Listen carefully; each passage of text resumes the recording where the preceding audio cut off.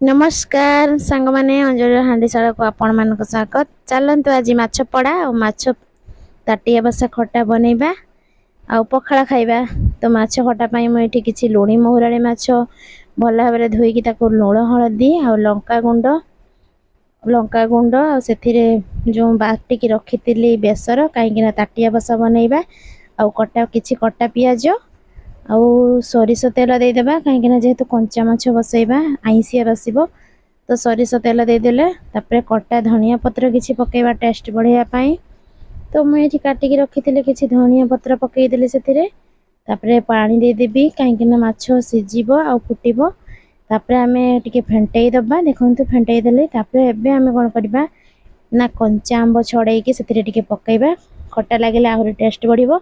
तो मुझे एठी आंब काटिकी पकई देली एबे मु कोन करबी नेटा को भल भाबरे फेंटेई देबी देखि तापरे एबे गैस रे बसई देबा। देखंतु हमर गैस रे ऑलरेडी बसी गलानी देखंतु फुटुची। तो हमर माछ तरकारी प्रस्तुत चली। तो देखंतु एठी हमर हे आसलानी केते सुंदर हेची माछ भी जमार भी भांगीनी कलर भी बढ़िया देखा होची। आपण माने निहाती एमती बनांतु बहुत टेस्ट लागिवो कम समय रे जल्दी हे जिवो। आ आपण माने तो जानिछंती कंचा माछर टेस्ट पूरा पूरी अलगा प्रकार आपण माने एमती थरे बने की खांतो। एबे चलन देखिबे माछ पुडा केमिति प्रस्तुत करिबा।